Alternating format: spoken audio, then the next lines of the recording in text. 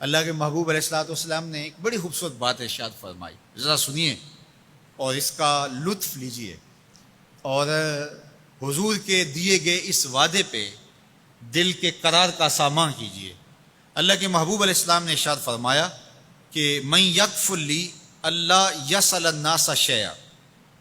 جو شخص مجھے اس بات کی ضمانت دے کہ وہ اللہ کے علاوہ کبھی بھی کسی سے کوئی سوال نہیں کرے گا، جب بھی کوئی مشکل ہوئی، جب بھی تکلیف ہوئی تو وہ سوال مالک کی دہلیز پہ کرے گا، وہ مصلی بچھائے گا اور رب سے کہے گا میرا مسئلہ یہ ہے۔ جو شخص مجھے یہ ضمانت دے کہ وہ اللہ کی دہلیز پہ اپنے سوال رکھے گا، اللہ کے علاوہ کسی سے نہیں کہے گا،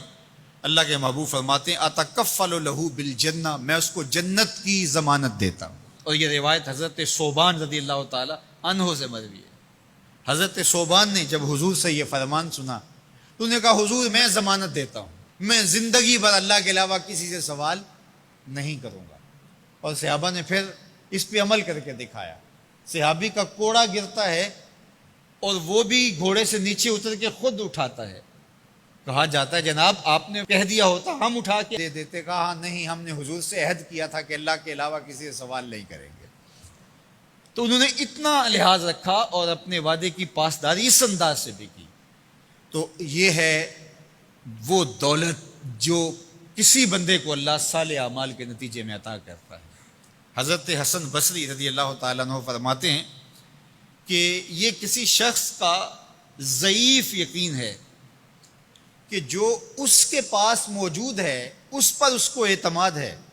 اور اس کا جو حصہ اللہ کے پاس موجود ہے اس پر اس کو اعتماد نہیں ہے۔ دیکھیے ایک شخص کے پاس کچھ پیسے موجود ہوں، اس کی جیب میں ہے، اس کے لاکر میں ہے، گھر میں ہے،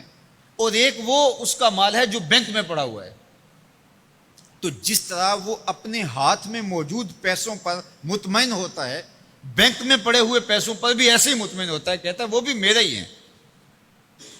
تو جو شخص بینک میں پڑے ہوئے پیسوں پر تو مطمئن ہے، گھر میں موجود رقم پر تو مطمئن ہے، اس کے ہاتھ میں اس کی جیب میں جو ہے اس پر تو مطمئن ہے، اور اس کی قسمت کا جو ابھی اللہ کے پاس ہے اس نے ابھی اس کو دیا نہیں، اس پہ مطمئن نہیں ہے، تو حضرت حسن بصری فرماتے ہیں اس سے بڑھ کر ذوف یقین اور کیا ہوگا کہ جو اس کے پاس ہے، جس کو چرایا جا سکتا ہے، جس کو چور کھینچ سکتا ہے، جو گر سکتا ہے، جو چھینا جا سکتا ہے، اس پہ تو یقین کر رہا ہے کہ یہ میرا ہے، اور جو اس کا حصہ اللہ کے ہاں ہے اس پہ یقین نہیں کر رہا، تو کہا کہ اس سے بڑھ کر پھر اور ذوف کیا ہو سکتا ہے۔ اس لیے اپنی زندگی میں قناعت کا نور رکھنے والے ہی مطمئن زندگی گزارتے ہیں۔ ابن جوزی نے کہا تھا کہ جس شخص کی زندگی میں قناعت آ گئی اس کی زندگی مطمئن ہو گئی، اور جس شخص کی زندگی میں طمع آ گیا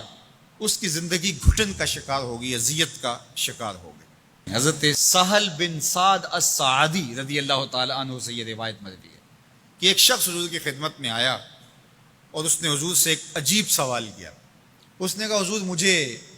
کوئی ایسا عمل ارشاد فرما دیجئے کہ اگر میں وہ کروں تو مجھ سے اللہ بھی پیار کرے اور اللہ کی مخلوق بھی مجھ سے پیار کرے۔ ایک عمل ایسا بتا دیجئے اگر میں وہ عمل بجا لاؤں تو اللہ مجھ سے پیار کرے اور اس کی مخلوق بھی مجھ سے پیار کرے۔ اللہ کے محبوب نے اس کو جو جواب دیا اس کا مفہوم سن لیجئے۔ آقا کریم نے فرمایا جو دنیا میں موجود ہے، میسر ہے، اس سے بے رغبت ہو جا، تیری ضرورتیں تو پوری ہوں گی، اس میں تو کوئی شک نہیں، لیکن تیری رغبت ادھر نہ رہے، زہد فی الدنیا اختیار کر لے،